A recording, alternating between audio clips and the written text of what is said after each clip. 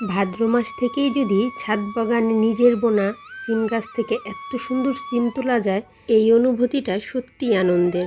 শুধু সিম নয়, আমার ছাদ বাগানে আমি আল্লাহর রহমতে অনেক শাকসবজি তুলতে পারি।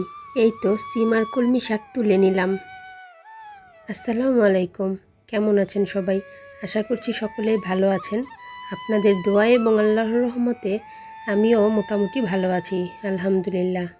ছাদ বাগান থেকে শাকসবজি তুলতে আসলাম। আমার এই যে সিম গাছটা, এখানে বেশ কয়েকটা সিম আছে, তাই ভাবলাম সিম কটা আজকে তুলে নিয়ে যাই, রান্না করব। আমার এই সিম গাছটা থেকে কিন্তু আমি ভাদ্র মাস শুরু থেকেই সিম তুলতে পারছি, আলহামদুলিল্লাহ।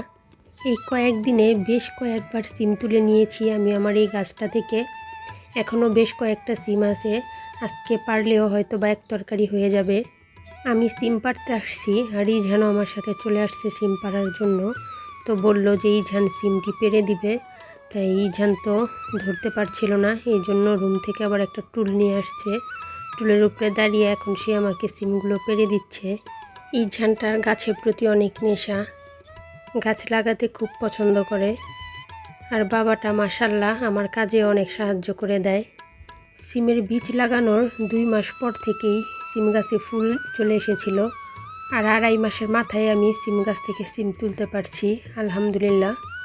সিম চাষ কিন্তু এখন বছরে 2 বার করা হয়, গ্রীষ্মকালীন সিম আর শীতকালীন সিম। গ্রীষ্মকালীন সময়ে সিম চাষ করতে চাইলে সিমের বীজ রোপণ করতে হবে চৈত্র মার্চ মাসে, আর শীতকালীন আগাম সিম চাষ করতে চাইলে বীজ রোপণ করতে হবে আষাঢ় আগস্ট মাস থেকে শুরু করে সেপ্টেম্বরের শেষ পর্যন্ত। সিমের অনেক রকম জাতি পাওয়া যায়, তবে ছাদ বাগানের জন্য সবসময় ভালো মানের জাতের বীজই রোপণ করতে হয়। আপনি যদি আপনার ছাদ বাগানে ভালো জাতের সিম রোপণ করতে পারেন, তবে আল্লাহর রহমতে 2.5 থেকে 3 মাসের মাথায় এরকম সুন্দর সুন্দর সিম তুলতে পারবেন। আমি আমার ছাদ বাগানের গাছগুলোতে রাসায়নিক কোনো রকমের সার ব্যবহার করি না, শুধুমাত্র জৈব সার ছাড়া। আমি জৈব সার আমার যে তরকারি কাটাকুটার পরে যে আবর্জনাগুলো বের হয়, সেই কাটাকুটার আবর্জনা দিয়ে আমি জৈব সার বানিয়ে আমার গাছগুলোতে দিয়ে থাকি। আর যেই কাজটা করতে হয়, সকাল বিকাল 2 বেলা গাছগুলোতে পানি দিতে হয়, যেহেতু ছাদ বাগানের গাছ অল্প মাটিতে গাছ হয়, তাই প্রচুর পানির প্রয়োজন হয়। এই যে আমার ছাদ বাগানে আরেকটা সিম গাছ, ওই সিম গাছটা রোপণ করার মাসখানেক পরে আবার আমি এই সিম গাছটা রোপণ করি। তো মাশাল্লাহ এই সিম গাছটাতেও ফুল চলে আসছে, একেবারে গোড়া থেকেই ফুল আসছে, দেখতে পাচ্ছেন। আল্লাহ চাইলে আল্লাহর রহমতে এই সিম গাছটা থেকেও সিম তুলতে পারবো ইনশাল্লাহ। আমার ছাদ বাগানে আমি জারি জাতের সিমের বীজ লাগিয়েছি। জারি জাতের সিমের বীজ খুবই ভালো, খুবই তাড়াতাড়ি অল্প সময়ের মধ্যেই সিম চলে আসে। ছাদ বাগানের জন্য জারি জাতের সিমটাই আমার কাছে ভালো মনে হয়েছে। আর এই যে আমার ছাদ বাগানে বোনা কলমি শাক, মাশাল্লাহ কত সুন্দর শাক হয়েছে, পুরো বোলটাই ভরে আছে শাক দিয়ে, দেখলেই মনের মধ্যে প্রশান্তি চলে আসে। সিম তুলে নিয়েছি, এখন এই বোলটা থেকে কলমি শাকও সবগুলো তুলে নিব। ইঝান ছোট্ট একটা কেচি এনে শাকগুলো আমাকে তুলে দিচ্ছে।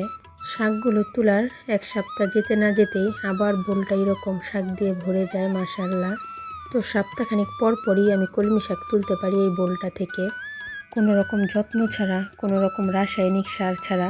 এত সুন্দর তরতাজা শাক সবজি কার না তুলতে ভালো লাগে। কলমি শাক চাষ করতে কোনো যত্নের প্রয়োজন হয় না, কোনো রকম সারেরও প্রয়োজন হয় না, শুধুমাত্র ঠিকঠাক মতো পানি দিলেই হয় গাছে। বাজার থেকে কলমি শাক কিনে এনেছিলাম, তো ওই ডাঁটাগুলো ফেলে না দিয়ে আমি বোলটার মধ্যে রোপণ করে দেই, তারপর থেকেই মাশাল্লাহ এরকম সুন্দর শাক হয়। কলমি শাক পানি এবং মাটি 2 জায়গাতেই হয়।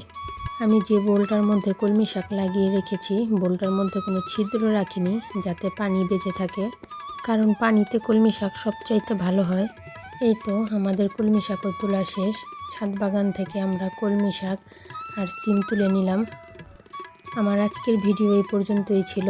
আমার ভিডিওটি যদি আপনাদের কাছে ভালো লেগে থাকে, আমার চ্যানেলটিকে লাইক এবং সাবস্ক্রাইব করার অনুরোধ রইল। আমার সন্তান এবং পরিবারের জন্য দোয়া করবেন। আমিও দোয়া করি আল্লাহ তাআলা আপনাদের সবাইকে ভালো রাখুক, সুস্থ রাখুক। আল্লাহ হাফেজ।